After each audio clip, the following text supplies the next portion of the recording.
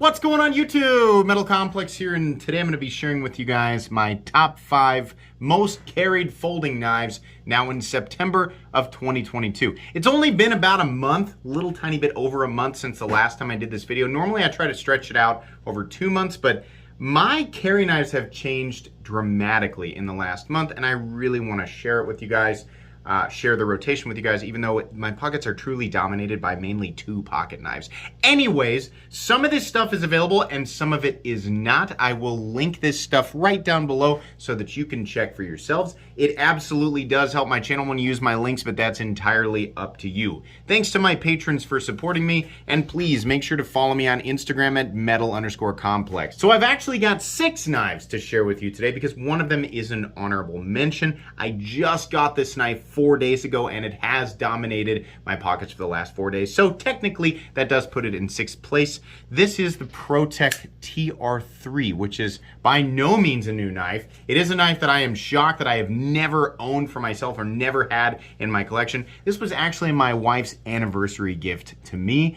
And yeah, it absolutely went in my pocket immediately. This is, just like I said in my review however long ago, this is like the flagship Protec side opening automatic knife. And it is definitely one of the better side opening automatic knives out there. USA made, in this case we have texturing. They don't all come with texturing. 154 cm, which is just fantastic. This is a great EDC knife if you are allowed to carry automatic knives in your state, of this length, of course. This is definitely available, and I will make sure that it's linked right down below. I think some of them come with the safety and some don't. I kind of like it just in case, right, if I'm not 100% sure wherever it is that I'm leaving it, that it's really not going to be picked up by somebody who shouldn't be picking it up. It's kind of nice to have that on there. But this is great. The pocket clip's a little long, but the ergonomics are really, really good. The blade profile is really, really good. This is just a joy to carry, and it's really not all that big. A lot of Protec side opening autos in my collection kind of feel on the larger side. This one, not so much. It's really nice. All right, moving on to the true top 5. We'll start off here with number 5, and that's going to be a very recent acquisition also. That's going to be the HERMANN Dragonfly. This is a plain Jane one. A lot of you know that I have a full dress Damascus and Demco version. This is a plain Jane titanium and M398 version. Now, this is still a custom knife and still very expensive. A lot of people are always shocked that I put expensive knives on this most carried list. So this guy came in a little shy of $800. Yeah, a lot of money. But I always felt like that the Dragonfly had an awesome carry profile, awesome ergonomics, and amazing cutting geometry. So while I really don't want to carry my ultra expensive super dress version, this one, yeah, no problem. Now, I haven't had it for that long, which is why it's on the number 5 slot.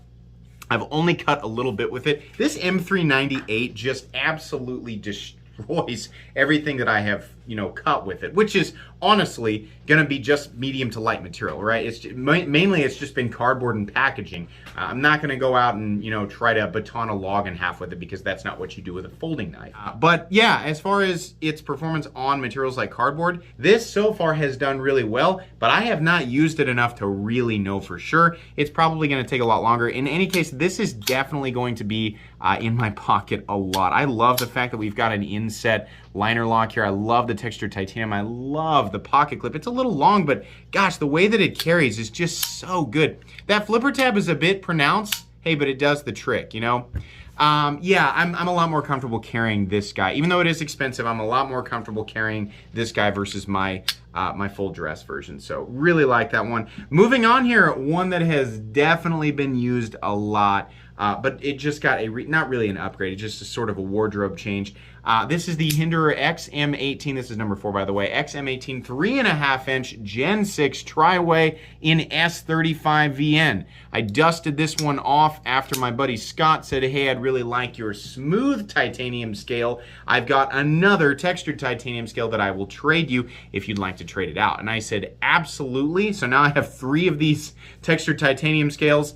But I went ahead and put it on the XM18 that I had used the most, which is this guy. It's really, I mean, truthfully, it probably could use a touch-up. There's just a couple of areas, like right here, you can see where the edge is kind of rolled over, you know, it probably could be touched up a little bit, but it's still going strong. It doesn't have the best cutting geometry, but it is a joy to carry.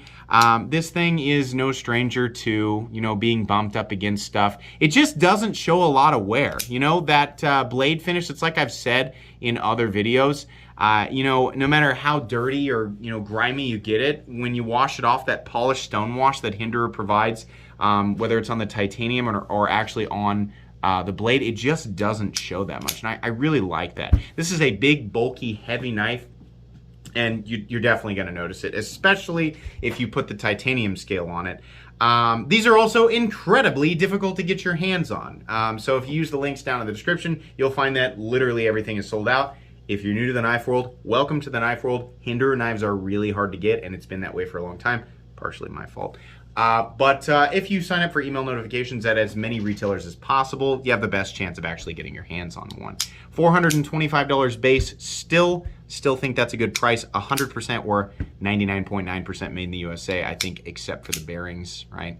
Really cool, really fun. Definitely gonna be a bit big and bulky for a lot of people. Moving on here to number 3, one that has definitely spent more time in my pocket, and that's gonna be the new WIZnex Vision R. Wow, this thing is awesome. This is an awesome knife, and I really had my doubts about it in the beginning. I can't remember if the full review of this knife is actually up yet or not, but this is just wonderful. This this lock that he's got back here, I guess we call it the super lock or something like that. Am I making that up? Is it called the super lock? I can't remember.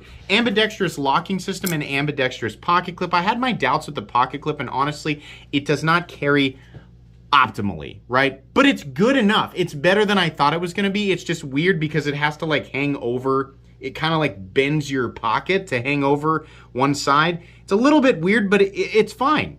I think the main thing that I love about it is basically where the blade can, like if you lay the blade straight down, all the way to the back is actually contacting the surface, right? So if you want to do a little bit of food prep, a little bit of food prep, you can do that. If you're just opening packages or if you're processing cardboard, it also does extremely well in that department. I love that the tip of the blade points down. This is just an absolute joy to use.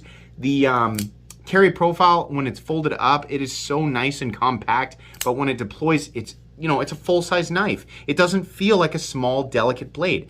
And the locking system is truly an insanely strong locking system. This is awesome. Periodically, I still do this where I pull the lock away from the frame, but I'm getting more used to it, and that happens way less frequently. It's about 1 in 50 or 1 in 100 now where I'm actually doing that, but this is a really, really cool knife. I figure what these come in at, maybe $270, and they are definitely a little bit harder to find, but I'll link them down below anyway.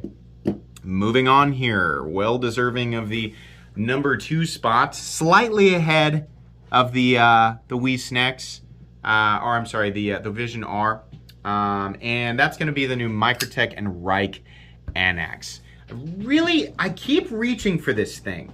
And while I am disappointed that this one in particular just would not center up, this thing is really nice to carry. I think, you know, I'm naturally drawn to it because it is an integral, which you're not gaining anything like major in the sense of utility. I just really like that it is an integral. Mainly what I like here is the blade profile. I like how easy it is to open with one hand because of this huge, like it's just like a runway of a, I don't know if we call this a fuller, right? But it makes it so easy to open whether I want to do the reverse flick or I'm wanting to do, you know, more of a forward flick, or I'm just trying to like pinch it out or wheel it out, whatever. It's great.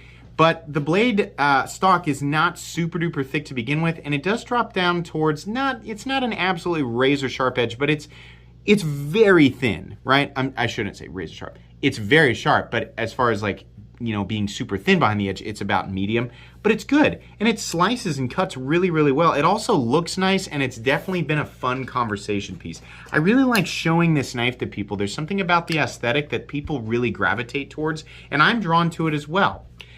This is a collaboration between Microtech and Reich. Some dealers are getting these. I will try to link them down below. I've seen some pretty high prices. If you want to know what I paid for this knife, it was about $425, $450. A lot of people are going to say, for a Chinese knife, this is an integral knife, right? So we can't just go, oh, it's China, so it can't cost more than $200. Incorrect. Number one, this is an integral knife, meaning they milled the titanium handles from a single block of titanium. Whatever your feelings are on this specific geographic location in terms of manufacturing, that is an expensive process. On top of that, Reich in particular has excellent attention to detail. In this case, we have an off-centered blade, which bugged me a little bit, but the execution of these materials, which in my opinion is more important than the materials themselves, slightly, it's arguable, but you get what I'm saying here, right? The inlays are fantastic. The machining on the titanium is great. The detail on the blade is wonderful. If Microtech tried to make this knife like in their own, if they tried to make this in the USA, in their own shops, you'd be looking at a $1,200 knife. And a lot of people, that's going to be hard to choke down, but that is absolutely the reality. This would be a $1,200 knife or so if Microtech tried to make this themselves. So at $420, $450, honestly, just given the competition out there, because we have lots of other premium Chinese integrals floating around, that's pretty good. I can't argue with that too much. I do enjoy it. The action is still not quite where I want it to be. It's getting there. It's just taking its time. I was really hoping at this point it would be a little bit more fall shutty. It's smooth, it's just still tight, and I'm unwilling to loosen that anymore. I really want to keep wearing that, the ball bearing. I want it to continue to wear its track into the face of the blade. So, good. It's not my number one though, and I think a lot of you guys might be able to guess what my number one is, just based on what my number one was last time. The knife that has definitely had the most pocket time over the last month is the Demco AD20.5 in titanium, in this case textured. Last month it was this guy, because this guy came out first and then they came out with the textured one, and I was like, well, I have to have the textured one obviously, so now I have both.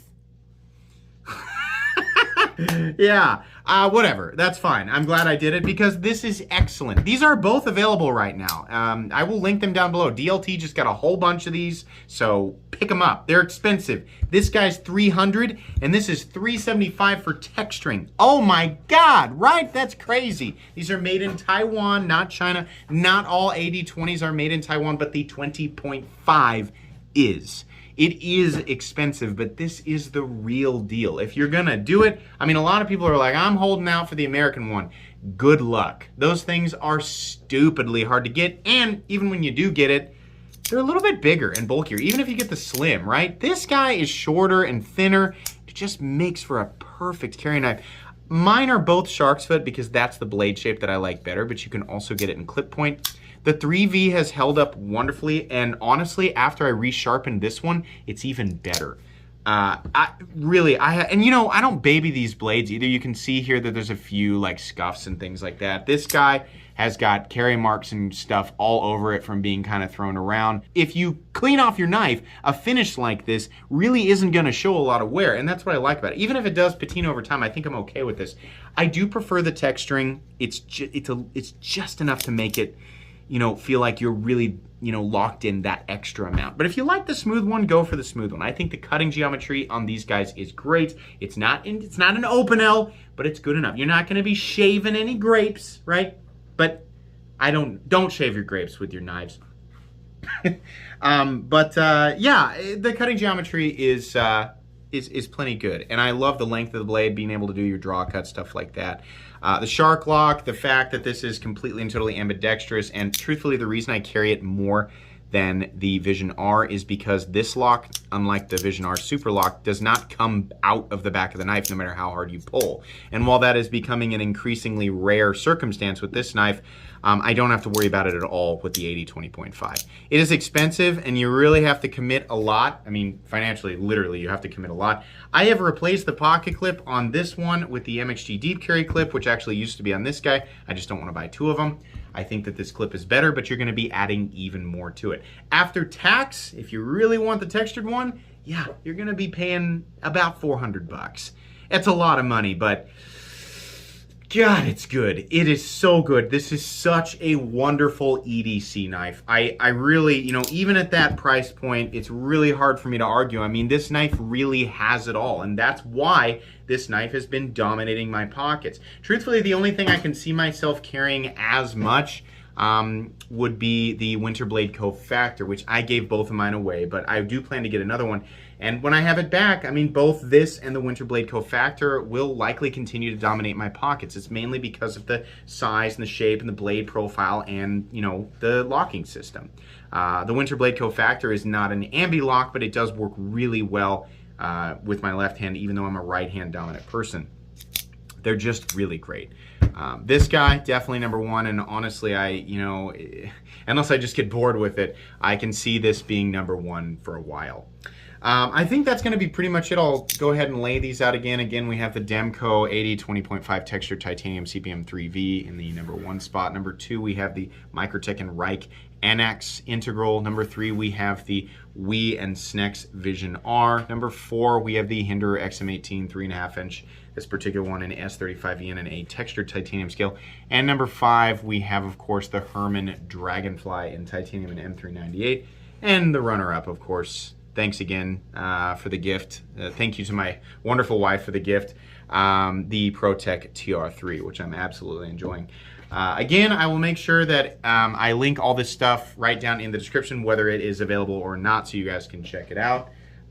Thanks so much for watching. Please make sure to follow me on Instagram at metal_complex. If you enjoyed this video, leave a like. If you'd like to check out my other content, I do of course have lots of videos of knives that are either expensive or inexpensive that I do or don't like, so check those out. And if you enjoy all my content, go ahead and click on that Metal Complex logo right there and subscribe, because there's definitely more coming. Thanks again for watching, everybody, and have a great day.